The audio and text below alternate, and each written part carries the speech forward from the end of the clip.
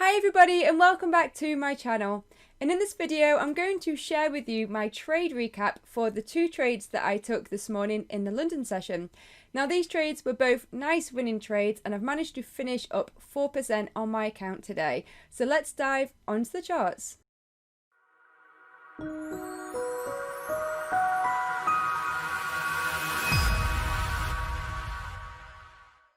Hey everybody, so just before I dive into the trade, just a very brief intro in case you're new to the channel.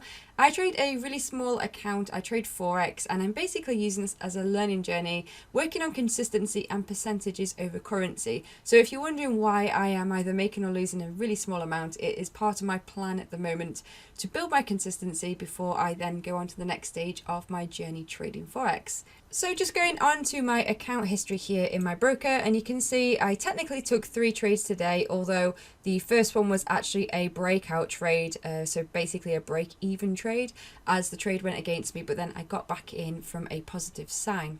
And I've managed to finish up, as you can see, £12.57 on my small account, starting with £360. But in percentage terms, it's around about 4% on my overall account growth. So just to put it into a different perspective for you, if this was a £20,000 trading account, I would have finished up £800 profit. So I'm really happy with that. I'm not looking at it like a £12.57 profit. I'm looking at it as a 4% profit, which is a great return on a morning's trade. So the two main trades that I took was pound USD and pound Swiss franc. I actually got into pound Swiss franc first, looking at the larger time frames, and whilst I was in that, I'd set my stop and my target, and then I switched my attentions to pound USD. So I'm going to show you the trade that I took for pound USD first, and then we'll go on to the pound Swiss franc recap afterwards.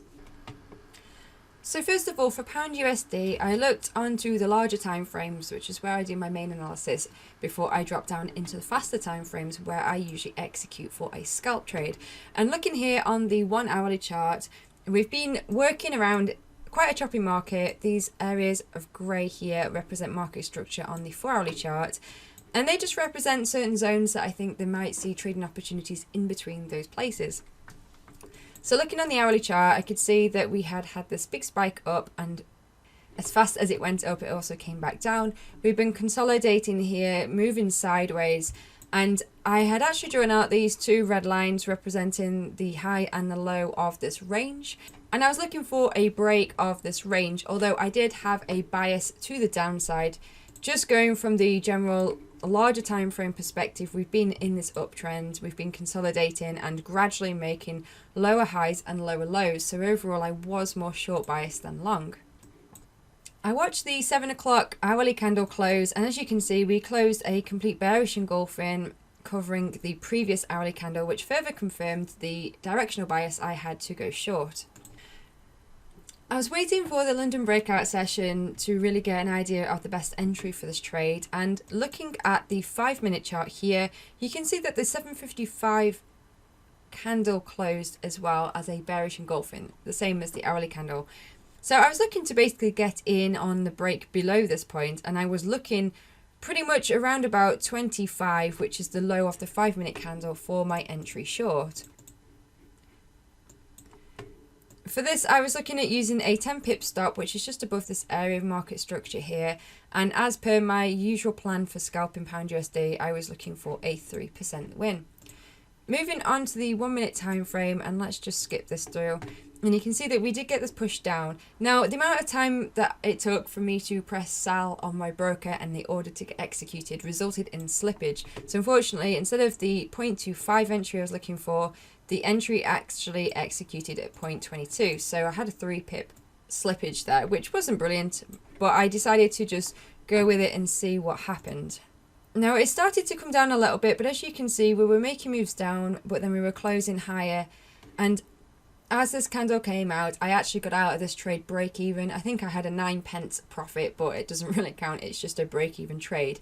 And I was just being careful to manage risk because it was the first few minutes of the London breakout session. I didn't want to get caught up in a gap up. So I decided to get out of that and then just wait and see what the market did. If it gave me further confirmation to carry back on lower, then I would have got back in. So at this point, I was just watching the market. The first half an hour passed and we have been gradually going lower here. What I was interested in at this point, although we didn't get the clear breakdown, which is what I was looking for, I was interested in the fact that we weren't getting above these highs. At this point, I was interested in getting back into this trade. I was just waiting for a confirmation signal.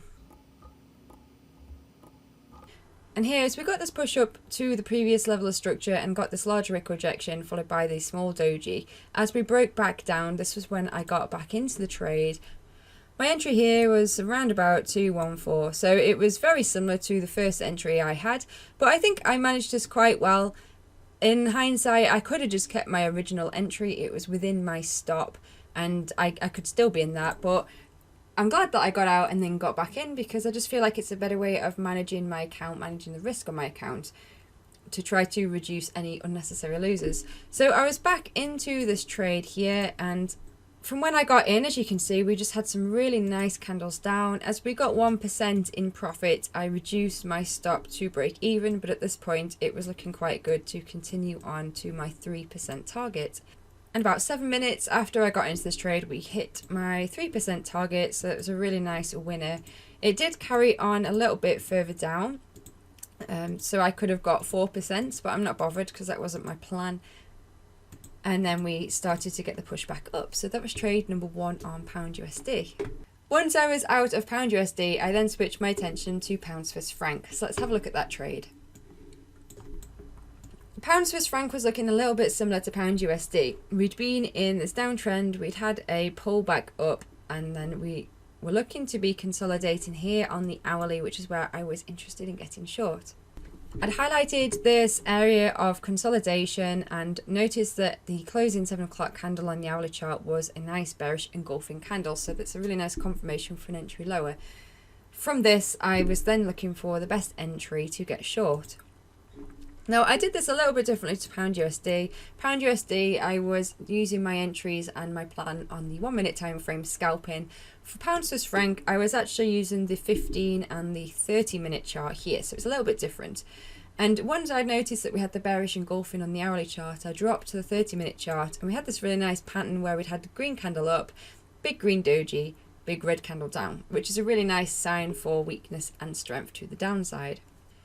For this trade, I basically set a forecast just at the low here, and I was using a slightly larger stop as I was relying on the larger time frames for this trade. I was looking to risk 20 pips in order to make 40 pips.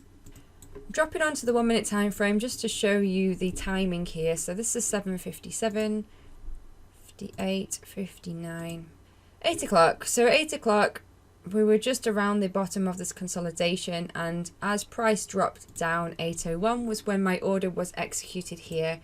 Once I was in this trade, this is when I switched my attention to pound USD and let the trade do its thing. Just back on the 1 minute chart, just so you can see clearly each candle in this time period.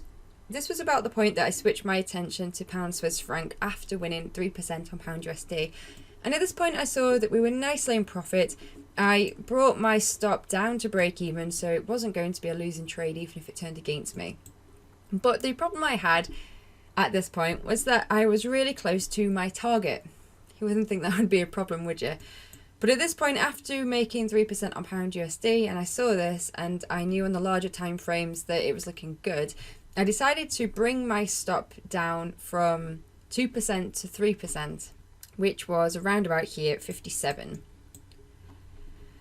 Now, I literally brought my target down as this candle came down here. So in effect, if I'd have left it, this would have hit my original take profit and I would have made 2% on the trade, ending in 5% on the day. And now in hindsight, I wish I did that, because editing a trade when you are in it, editing the plan, isn't usually the best idea. And I feel like it was a little bit of greed coming in, and I'm not used to recognizing that emotion yet because I've not had it that much. But at least now I'm going to be more mindful about that, because pretty much as soon as this candle came down and it then started to bounce back up, I looked on the 30-minute time frame and I looked across and I noticed that we had this area here, which I feel was what it was responding to, which is why I drew this grey area of market structure here, because I thought that it could be a potential resistance point preventing price to get lower. So pretty much as soon as I moved my new target to 3%, I was doubting that it would achieve that. And at this point when I was doubting it, I had sort of missed that 2% target because price started retracing back up. So at this point I was a little bit confused because I'd edited my trade in the trade, I'd gone against my plan, and I told myself, well, the chances are that price will come back down to my original take profit at 77. That it's just pulling back, that I should just put my take profit back to where it was and let it do its thing, which is what I did. But as we started consolidating sideways here for a little bit, I then decided to trail my stop further, and I brought my stop down to 1%, which is around about 97. It's very close to where price was consolidating at. I did this because I felt like I'd edited my plan. I had the potential of making 2%, but I extended it and missed it, being greedy, and potentially lost out on 2%. So I basically moved my stop to 1%. So I told myself I was either going to make 1% or 2% on this trade, but I wasn't going to accept break even. I wanted to take some profit, which I don't think is a bad thing. It's managing risk, trailing a stop. I was trying to recover and manage the trade as best as I could after I initially edited my plan. So as price was coming down here and bouncing back up, it ended up bouncing up to my edited stop at 97. Which is where I made the £3.46, so I made 1% on my account. Still a good trade, little base hit trade. I could have made 2%, I could have doubled that, and my emotions stopped me. So that's a lesson to be aware of when I get greedy and to not give in to that greed. Just for the purposes of seeing how this goes, let's just see what happens. So as you can see, this blue arrow is where I got out of the trade. If I'd have left my original break-even stop, price would have come down to my 2% target and it would have hit after all. So a little bit of a messy interruption that I did with that trade, and it is what it is, but at least I've walked away with some profit on this. As it happens, if I had left my 3% target, it wouldn't have hit and it would have come back up to break even anyway. So my first idea for this trade, using a 2% target, was the right thing to do.